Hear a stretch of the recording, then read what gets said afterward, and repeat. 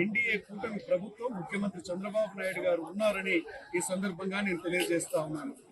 ఇదే కాకుండా మాకు హార్టికల్చర్ హబ్ కింద రాయలసీమ జిల్లాలతో పాటు మార్కాపురం జిల్లాను కూడా కలపడం గుండా రాబో ఈ 3 సంవత్సరాల కాలంలో 30 నుంచి 40 వేల కోట్ల రూపాయలు ఈ ప్రాంతంలో ఖర్చు పెట్టబోతుంది.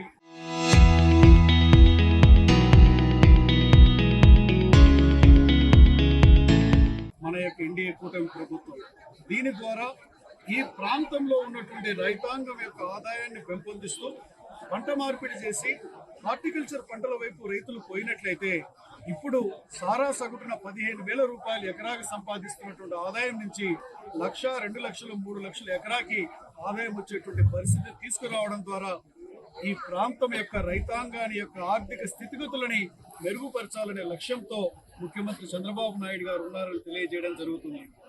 ఈరోజు అంతకుముందు 1924లో ఉన్నటువంటి వైఎస్ఆర్ ప్రభుత్వాన్ని మనం చూసినట్లయితే పరిపాలన అనేటువంటి చేతగాక ప్రజలు ఇచ్చినటువంటి తీర్పును అపహాస్యం చేస్తూ ఒకవైపు వారు పరిపాలించిన తీరు ఎలా ఉందంటే రౌడీలు రాజ్యం వెళ్ళినట్టుంది. ఆ పరిపాలనలో మనం చూస్తే మనిషి స్వేచ్ఛగా మాట్లాడే హక్కు లేదు, తిరిగే హక్కు లేదు, ఆఖరికి భూ హక్కులు కూడా రైతులకు లేకుండా వాళ్ళ బొమ్మలు వేసి రాళ్లు పాతడమే కాకుండా పాస్ పుస్తకాల మీద కూడా పెట్టి రీసర్వే పేర్లతో రైతులను దగా చేసిన ప్రభుత్వం నాటి వైఎస్ఆర్ కాంగ్రెస్ ప్రభుత్వం. అయితే చంద్రబాబు నాయుడు గారు అధికారంలోకి వచ్చిన వెంటనే ఆ విధానాలను పూర్తిగా తొలగించి రైతునే రాజుగా చేస్తూ రైతును హక్కుదారుడుగా చేస్తూ భూ యాజమాన్య హక్కులు రైతు కల్పించి రీసర్వే పేరిట జరిగినటువంటి తప్పుల తొలగిని సరిదిద్దేటువంటి ప్రక్రియని నేడు ఎన్డీఏ కూటమి ప్రభుత్వం చేపట్టడం జరిగింది. ఇదే కాకుండా ఈరోజు ఉద్యోగ ఉపాధి అవకాశాలు రాష్ట్రంలో ఉన్నటువంటి నిరుద్యోగ యువత కల్పిస్తూ ఉంటే చూసి ఓర్వలేనటువంటి వైఎస్ఆర్ కాంగ్రెస్ పార్టీ, ఆ పార్టీ అధినాయకుడు ఈరోజు 16,000 మంది మన యొక్క పిల్లలకి మనకి డిఎస్సి ద్వారా ఉద్యోగాలు అందిస్తే దాంట్లో సంవత్సర కాలం ఉద్యోగ నియామకాలు జరిగిన తర్వాత దాంట్లో ఏదో అన్యాయం జరిగినట్లు ఈరోజు మాట్లాడుతూ ఉన్నారు. దీని ద్వారా మనకు అర్థమవుతున్నది ఏంటంటే మంచులో కూడా చంద్రునిలో కూడా మచ్చను ఎత్తుకేటువంటి వాళ్ళంటే ఇటువంటి వాళ్లే.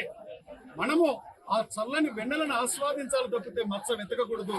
ఇక్కడ తప్పు జరగకపోయినా కూడా జరిగిందనేటువంటి ప్రాపగండ చేయడం ద్వారా ఎవరైతే ఆ రోజు ఎగ్జామ్ కి అపియర్ అయ్యారో వారందరిలో అనుమానం రేకెత్తించాలనేటువంటి ఉద్దేశం వారి వ్యూహం వెనక దాగి ఉంది.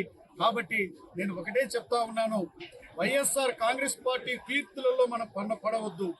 ఈ రోజు 21 లక్షల కోట్ల పెట్టుబడులను తీసుకొని రావడం ద్వారా ఈ రోజు లక్షలాది మంది యువతకు ఉద్యోగ ఉపాధి కల్పన కల్పించాలనే లక్ష్యంతో ఎన్డీఏ కూటమి ప్రభుత్వం ఉంది, ముఖ్యమంత్రి చంద్రబాబు నాయుడు గారు ఉన్నారని తెలియజేస్తూ ఈ రోజు మనం చేసినటువంటి విషయాలను చెప్పుకోవాల్సిన అవసరం ఉంది. ఎక్కడ మనం చెప్పుకోకపోయినట్టయితే వాడి అబద్ధం ముందుకు పోతుంది. ఒక నానుడు ఉంది, అబద్ధం నిజము గడప దాటే లోపల అబద్ధం ఊరు చుట్టొస్తారనేటువంటి ఒక నానుడు ఉంది. కాబట్టి మనం స్పష్టంగా మన ప్రభుత్వ విధానాలను తెలియచెప్పాలి. మన ప్రభుత్వంలో ప్రజలు ఎంత సంతోషంగా ఉన్నారో తెలియజెప్పాలి. రేపు జూలై 18వ తారీఖు లోపు తల్లికి వందనం వేస్తా ఉన్నారు.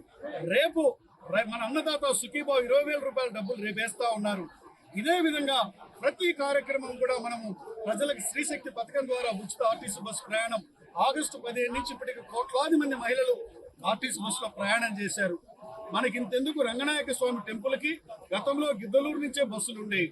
ఈ రోజు మనకి ఒంగోలు నుంచి, పొదిలి నుంచి, మార్కాపురం నుంచి, కావలి నుంచి ప్రతి శనివారం ప్రతి డిపో నుంచి 2 ట్రిప్పులు పడుతున్నాయంటే స్త్రీశక్తి పథకం ద్వారా మహిళలు ఎంతో ఉపయోగించుకుంటున్నారో అర్థం చేసుకోవాల్సిందిగా కోరుతూ మన ప్రభుత్వం చేసేటువంటి మంచిని మనము నిరంతరము మాట్లాడాలి. మాట్లాడకపోతే మనకే నష్టం జరుగుతుంది, మన ప్రాంతాలకు నష్టం జరుగుతుంది, రాష్ట్రానికి అన్యాయం జరుగుతుంది. ముఖ్యంగా చదువుకున్న మన పిల్లల భవిష్యత్తు ఆగమ్య గోచరం అవుతుంది. కాబట్టి ఎన్డీఏ కూటమి అనేటువంటిది సుపరిపాలన అందించడమే ధ్యేయం.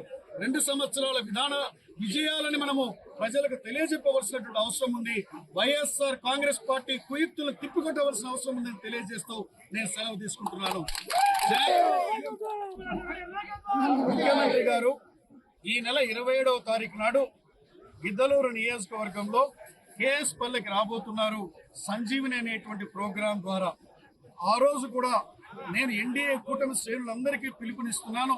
గౌరవ ముఖ్యమంత్రి గారు వచ్చేటువంటి సందర్భంగా వేలాదిగా జనం తరలి వచ్చి మన ముఖ్యమంత్రి గారి యొక్క సభను, ముఖ్యమంత్రి గారిని మనం ఘనంగా ఆహ్వానించుకోవాల్సినటువంటి బాధ్యతలు నియోజకవర్గ ప్రజల మీద ఉన్నాయి. కాబట్టి అభివృద్ధి కామకుడు, పేద ప్రజల ఆశాజ్యోతి, యువతకి భవిష్యత్తు మార్గ నిర్దేశకుడైనటువంటి గౌరవ ముఖ్యమంత్రి గారి యొక్క పర్యటనని 27వ తారీఖు నాడు జరిగిపోయేటువంటి పర్యటన దిగ్విజయం చేయవలసిందిగా నియోజకవర్గంలో ఎన్డీఏ నాయకులకు, కార్యకర్తలకు ఈ సందర్భంగా తెలియజేసుకుంటూ నేను సెలవు తీసుకుంటా ఉన్నాను.